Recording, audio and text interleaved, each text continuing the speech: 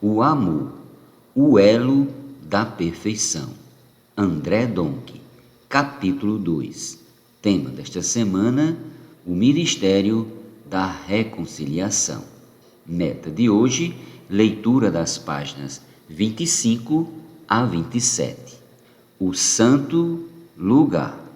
O Santo Lugar é um ambiente de serviço a Deus.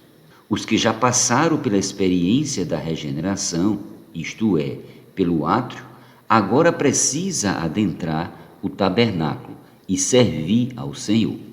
Um cristão que não serve não cresce.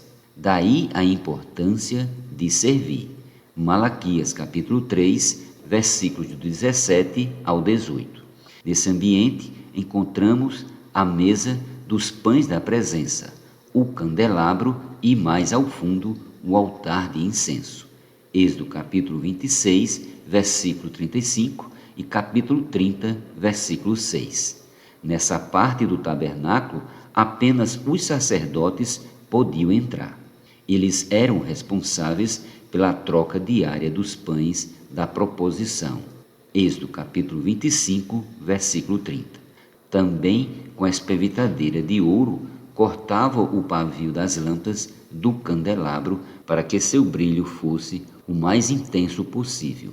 Versículos 37 a 38. E sempre mantinham o fogo do altar aceso. Êxodo capítulo 30, versículos do 6 ao 9. Qual a relação entre o santo lugar e o viver da igreja hoje? A relação diz respeito aos vários serviços. A mesa dos pães da presença pode representar a reunião do partir do pão, pois sobre a mesa do Senhor temos o cálice e o pão. Também podemos aplicá-la às reuniões de casa. Atos capítulo 2, versículo 46, que chamamos de grupo familiar de cuidado e multiplicação, GFCM. Pois sobre ela havia 12 pães. Levítico capítulo 24, versículos do 5 ao 6. No GFCM, apacentamos e pastoreamos as pessoas que entram pelo átrio. Enquanto os apóstolos, profetas e evangelistas cuidam da obra do Senhor, os pastores e mestres se dedicam aos cuidados dos santos em uma cidade. Desse modo, precisamos de uma esfera como a do santo lugar para que as pessoas sejam cuidadas. Defronte da mesa fica o candelabro, Êxodo capítulo 26, versículo 35, que representa a palavra, a verdade como realidade da qual recebemos luz. A palavra profética que temos ouvido nos faz avançar. Por exemplo, o devocional Alimento Diário completou 30 anos, graças ao Senhor. Ao longo destes anos, ele tem suprido a igreja em todo o tempo, ininterruptamente, sempre trazendo uma porção da palavra até nós. Nisso vemos a fidelidade do Senhor. Finalmente, temos o altar de ouro para o incenso. Êxodo capítulo 30, versículos do 6 ao 9 e versículo 27, parte B.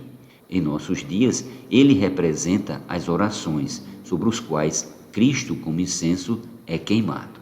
Em Apocalipse 5 lemos: quando tomou o livro, os 4 seres viventes e os 24 anciões prostaram-se diante do Cordeiro, tendo cada um deles uma harpa e taças de ouro cheias de incenso, que são as orações dos santos. Versículo 8.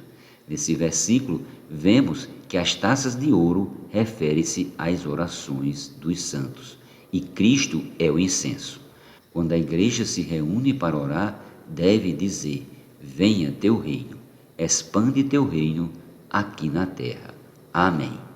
Continuando, leamos: veio outro anjo e ficou de pé junto ao altar, com um incensário de ouro, e foi-lhe dado muito incenso para oferecê-lo como as orações de todos os santos sobre o altar de ouro, que se acha diante do trono.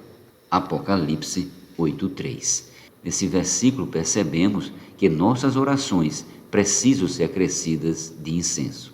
Se não acrescentarmos o incenso, que simboliza Cristo, nossas orações ficarão apenas no nível humano, mas quando colocamos incenso, ela sobe para Deus.